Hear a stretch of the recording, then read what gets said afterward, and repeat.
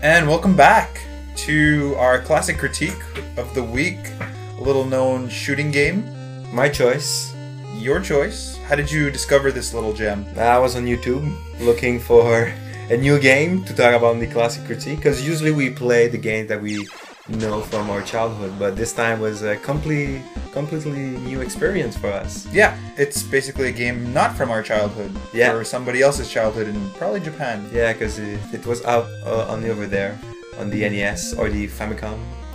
Yes, the Famicom, yes. family computer. So tell them what is the game. I will tell them. It is called Crisis Force. Yes. Was there a subtitle? There's no subtitle. I thought it was a Final Fantasy at first. Yeah, well, it's not actually. It is basically a shoot 'em up with your little ship, much like R-Type. Yeah. R-Type, Galaga. Raiden, Fighters.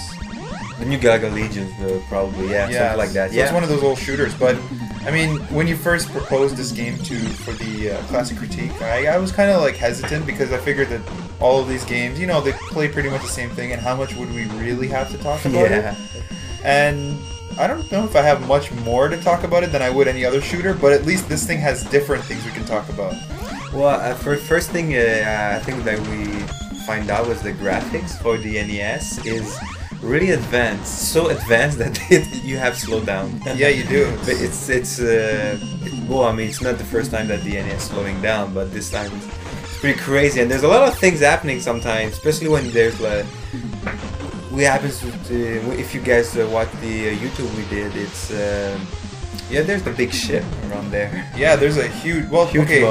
I don't think we've ever figured out how we develop this ability, but normally you just start off shooting and you're two different ships when you're playing co-op, and then after you collect a certain amount of icons, both of the ship combine into one invincible ship, and it pretty much can shoot any direction because one person is controlling the direction you're shooting and the other person's the direction of the ship. Yeah, exactly. So amazing. I mean, I wasn't expecting that to begin with, because even before we got into that, we realized that there was 3 different modes per ship, and each mode had their own weaknesses and strengths. Yeah. So just that alone made me realize that this is something unique, and that there's a lot of thought that went into the game. Mm-hmm.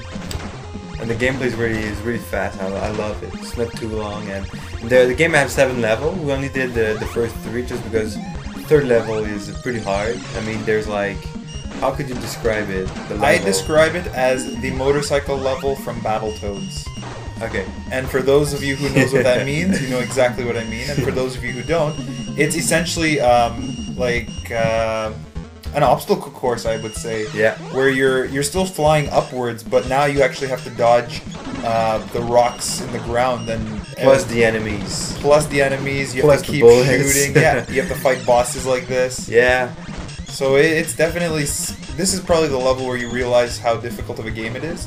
Seeing that once you complete this part, you go to a much slower part where the ships kind of slow down and everything goes at a slower pace, but the walls are a lot tighter, and you start using the warp holes to go to different areas, and that's as far I think as we got. And then but it's not impossible. I mean, we could have played further just by we got a good feeling with time of this constraints. Game. Yeah, and it was really fun of a game.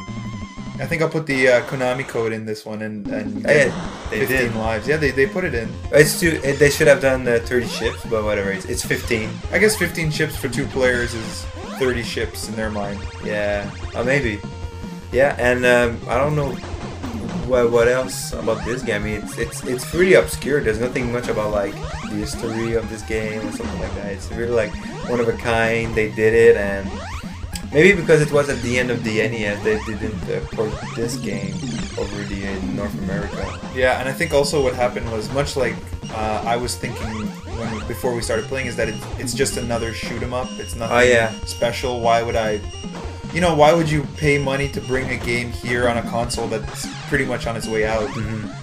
When the mentality was that the consoles had to switch often. So I can see why it got overlooked, but this is one of those games that I don't know if you can find it, but go buy it if you can find it. It's really good, yeah. And the second boss was really cool. Well, all the bosses are, I don't want to say they have all their own personality, but they they're They're different. special. They're special. They have their own twist, and it's really fun. And the second boss was pretty easy, but the challenge that they give us is because you don't see everything. There's like not a wall, but like some kind of a grid. There's a grid, yeah. In front of your ship, on top of your ship. So yeah, but it's a fun game. If I could rate it, B plus and A for its category, it's really fun. It's I don't know if it's out on the virtual arcade for the Wii. That would be a good place. They could put it. They could fit it there. And if it's not, well, we're gonna contact Nintendo after the podcast, and they will do it. They will do it. Mm-hmm. So is that all you have to talk about this game? Well, it's it is what it is. I mean, it's just food. There's not much to say, but at least you said positive things, and yeah, it's one of the best I've played in a long time. Yeah, it doesn't compare to the others, to any others, just because it's such a unique experience. The only thing that makes it similar is that it's shooting. I think like the only one I had so much fun was Raiden Fires on the 360. Okay. Like came out like a month ago. It was really fun. Oh, we didn't talk about the soundtrack. How do you feel about the music? Oh yeah, it's really good. Yeah, it's classic 90s Konami style music. Yeah, very it's like, catchy, very fast. Yeah, it's very like disco beat. It's very like you crank it up and you're ready to have a party.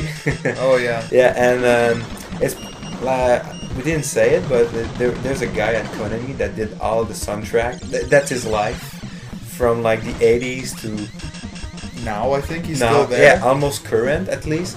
He did only music for Konami games. Yeah, Castlevania, Contra. There was the one we played last week. It's Sunset Riders. Yeah, that's why we the music was good and everything. That's why we know about him. Speaking of Konami, yeah? I think when we first started the podcast, we played a lot of Capcom games, I believe. Maybe Konami also. Yeah, because now we're playing a lot of Konami again. I think we did in the beginning. We had a little break, and now it's starting. Yeah, it is starting. Yeah, well, I mean, they had their time. They did. And now, well, like a few years ago, they had DDR that was very popular, but now with Rock Band Guitar, they changed. Yeah, definitely. So next week, do you think we can confirm a Konami classic critique? Next week or in 2 weeks? Next week, because I believe it comes out next week. We'll check. We'll check. Yeah, it should be the 22nd. Yeah, on the so we Xbox can say Live it. Arcade. It's official now. It's official. TMNT. Turtles in Time on the Super Nintendo. Maybe the Sega. I don't know. I've never played the Sega one. Never played. I played enough of the Super Nintendo one to know the differences. Such a good game. So maybe we could do the Sega one. And I think like